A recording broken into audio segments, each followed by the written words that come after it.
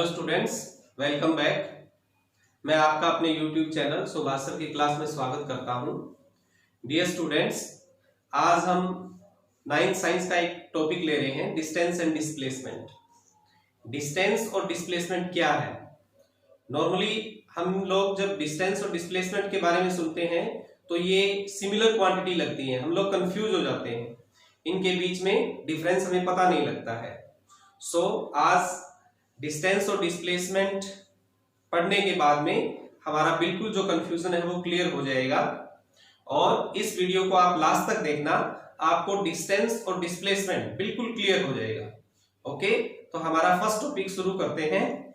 Distance क्या है? So as you can see, distance, the definition of distance, the total covered path by an object is called distance. Total covered path by an object, एक object जो total path cover करता है वो distance कहलाती है। इसको clear करते हैं एक एग्जांपल से। एग्जांपल में you can see an object, suppose an object starting from point A, then B, C and then D. Suppose कि एक ऑब्जेक्ट है, उसने ए पॉइंट से चलना शुरू किया और वो ए बी डायरेक्शन में गया, और बी पॉइंट से उसने राइट टर्न लिया और वो सी पॉइंट के ऊपर आ गया। ओके, नाउ सी पॉइंट से उसने दोबारा से लेफ्ट टर्न लिया और डी पॉइंट के ऊपर आ गया। अब ए से बी तक उसने जो पाथ कवर किया that is equal to 4 meter. B से सी तक उसने जो पाथ कवर किया that is equal to 3 meter, and C से डी तक उसने जो पाथ कवर किया that is equal to 7 meter. Okay, now अब अगर हमें इसकी डिस्टेंस निकालनी हो, सो डिस्टेंस इक्वल टू क्या होगा?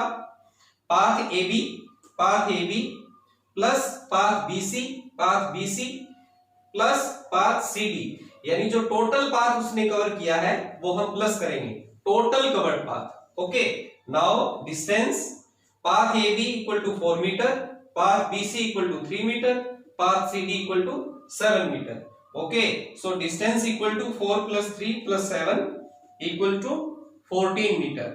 सो उसका टोटल कवर्ड पाथ जो है उसकी डिस्टेंस कहलाता है। ओके, अब हम डिस्टेंस को क्लियर करते हैं। पहले इसकी डेफिनेशन देखते हैं और उसके बाद में डिस्टेंस और डिस्प्लेसमेंट में डिफरेंस देखते हैं। ओके, इसको भी हम एक डिस्प्लेसमेंट को भी हम एक एग्जांपल से क्लियर करते हैं। So let's see what is displacement.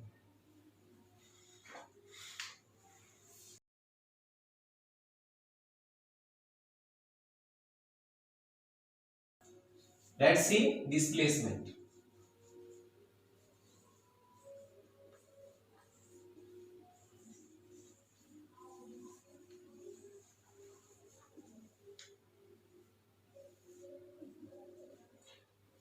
The shortest distance, the shortest distance between initial and final position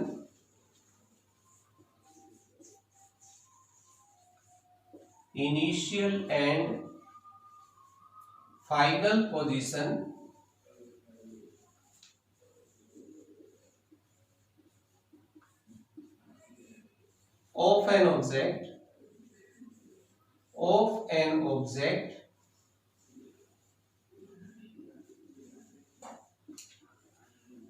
is called displacement.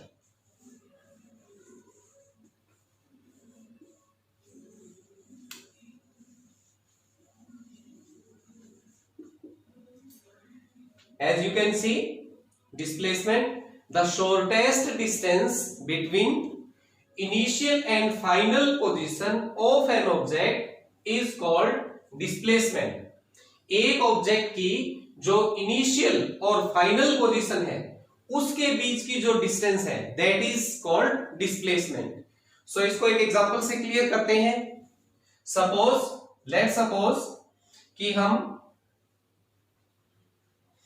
एक ऑब्जेक्ट को लेते हैं जो कि ए पॉइंट से अपनी जो जर्नी है वो शुरू करता है। Okay, and he moves to point B.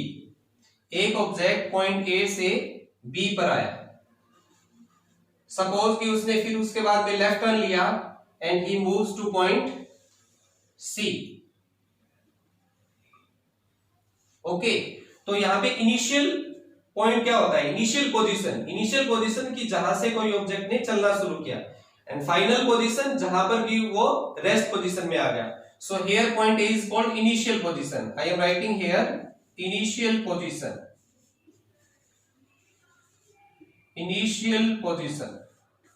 okay, point A is initial position and point C is called final position. So I am writing here it is final position,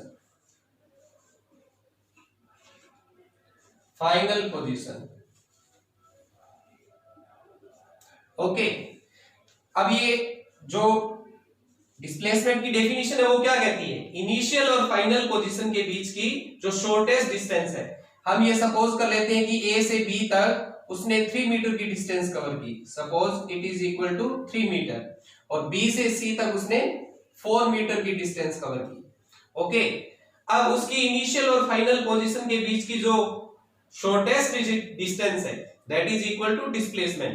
तो दो पॉइंट के बीच की शॉर्टेस्ट डिस्टेंस कैसे निकलती है, आपने देखा हुआ है कि दो पॉइंट को अगर हम एक स्ट्रेट लाइन से मिला दें तो वो उसकी डिस्प्लेसमेंट होगी। ओके, तो हम ए और सी यानी इनिशियल और फाइनल पोजीशन की शॉर्टेस्ट डिस्टेंस निकालने के लिए इनको एक स्ट्रेट लाइन से मिला देते हैं, लाइक दिस।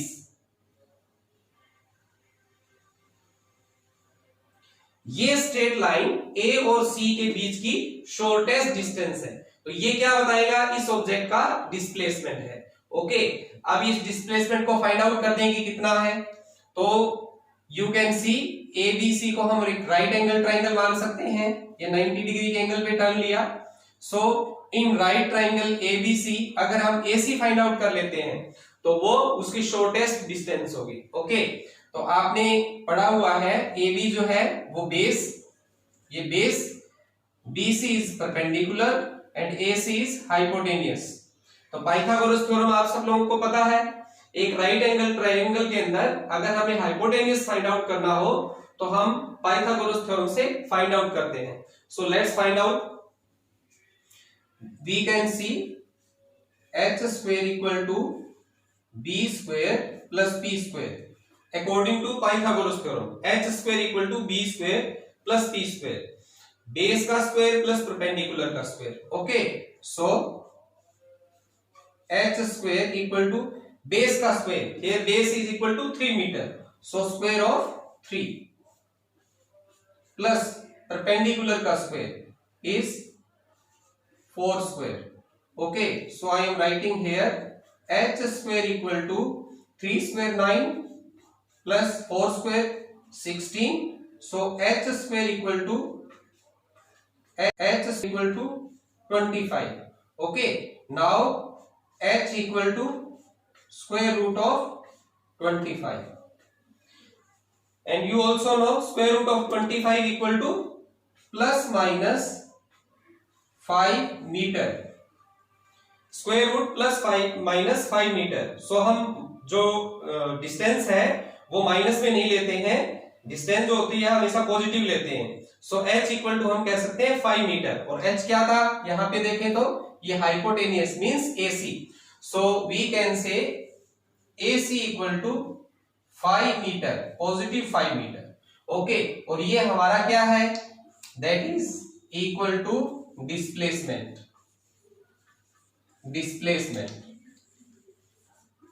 ओके, अब अगर हम इसी एग्जांपल के अंदर डिस्टेंस की बात करें तो क्या कहेंगे हम कि इस ऑब्जेक्ट ने जो टोटल पाथ कवर किया था वो उसकी डिस्टेंस है। इस ऑब्जेक्ट ने यहां से चलना शुरू किया था और यहां पर आया, तो टोटल कवर्ड पाथ क्या होगा, ए से बी पाथ और बी से सी पाथ, ये दोनों का प्लस जो है उसकी डिस्टेंस के इक्वल होगा। सो यही हम अगर डिस्टेंस देखें,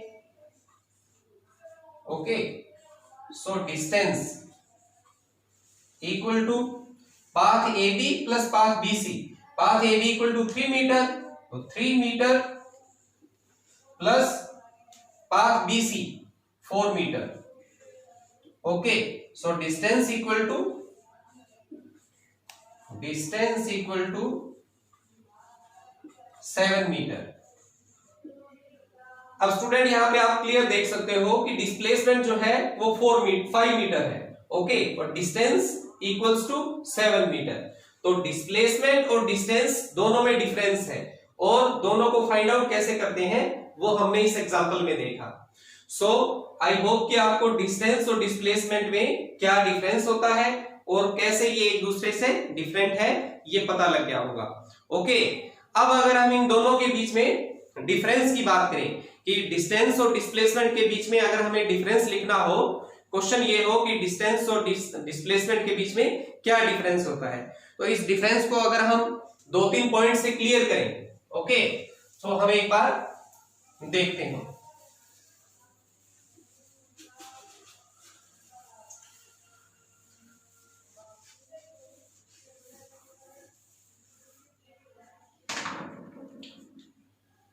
हमें क्लियर करना है इन दोनों के बीच में डिफरेंस लिखना है, distance and displacement.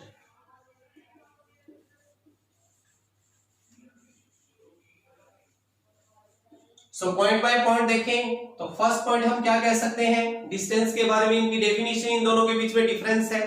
The total covered path by an object is called distance, and इसका फर्स्ट पॉइंट हम क्या कह सकते हैं, the shortest distance between initial and final position is called displacement. ये फर्स्ट डिफरेंस हो गया। सेकंड डिफरेंस की बात करें तो हम ये कह सकते हैं कि डिस्टेंस एक स्केलर क्वांटिटी होती है। अब यहां पर स्केलर क्वांटिटी क्या होती है, जिस क्वांटिटी के अंदर ओनली मैग्नीट्यूड मेंशन होता है, डायरेक्शन नहीं होती, that is called scalar quantity. तो डिस्टेंस के अंदर ओनली मैग्नीट्यूड होता है, but displacement is a vector quantity. यहां पर डिस्टेंस भी हमें बतानी होती है from initial to final position. So ये एक वेक्टर क्वांटिटी है जिसमें मैग्नीट्यूड के साथ साथ डायरेक्शन भी मेंशन होता है, ओके, ये दूसरा डिफरेंस हो सकता है। तीसरा डिफरेंस हम ये कह सकते हैं कि इसकी जो डिस्टेंस की जो एसआई यूनिट होती है that is metre per second, और इसकी भी जो एसआई यूनिट होती है that is also equal to metre per second. It means दोनों की जो एसआई यूनिट होती है वो सेम होती है, okay. And fourth difference is very important. इसका फोर्थ डिफरेंस हम क्या कह सकते हैं कि डिस्टेंस जो है वो कभी भी जीरो नहीं हो सकती, it can never be equals to zero. But displacement के बारे में इंटरेस्टिंग बात ये है, it can be equal to zero, यानी ये जीरो हो सकती है। अब इसको अगर हमें क्लियर करना हो तो हम क्लियर कर सकते हैं, वेरी इजी। हम एक एग्जांपल लेते हैं। लेट्स सपोज एक ऑब्जेक्ट ने पॉइंट ए से चलना शुरू किया और इस सर्कुलर पाथ को कवर करके वो वापस उसी पोजीशन पे आ गया, मींस उसकी इनिशियल पोजीशन भी ए थी और फाइनल पोजीशन भी ए होगी, यानी इनिशियल और फाइनल पोजीशन सेम। अब इस एग्जांपल में अगर हम ये देखें कि ए से वापस सर्कुलर पाथ कवर करके वो वापस इसी पॉइंट के ऊपर आ गया, तो हम देखें कि सपोज करो कि ये एक सर्कल है, तो इस सर्कल का जो सर्कमफ्रेंस आएगा that is equal to distance, यानी उसने टोटल पाथ जो कवर किया वो उसकी डिस्टेंस है। सपोज करो कि इसका सर्कमफ्रेंस सपोज कि 100 मीटर है, 100 मीटर है, तो ये उसकी डिस्टेंस होगी, मींस उसका टोटल कवर्ड पाथ, ये उसकी डिस्टेंस है। बट इस कंडीशन की अगर हम डिस्प्लेसमेंट देखें, इस केस में अगर हम इसका डिस्प्लेसमेंट देखें तो it is equal to zero. Why?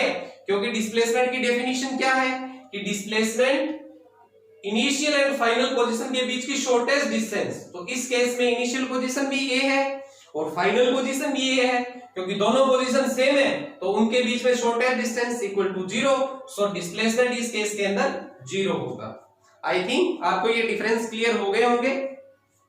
तो हमने आज देखा डिस्टेंस और डिस्प्लेसमेंट क्या होता है और इन दोनों के बीच में क्या डिफरेंस होता है। आई होप कि आपकी जो कंफ्यूजन है वो क्लियर हो गई होगी, और अगर इससे रिलेटेड आपकी कोई क्वेरीज है तो वो आप कमेंट बॉक्स में लिख सकते हो, मैं इसका जरूर आंसर करूंगा, जरूर इसका रिप्लाई करूंगा। ओके, आई होप कि आपको ये वीडियो पसंद आया होगा। इसको लाइक करें और अपने फ्रेंड्स के साथ इसको शेयर भी करें ताकि उनको भी ये क्लियर हो। Thank you.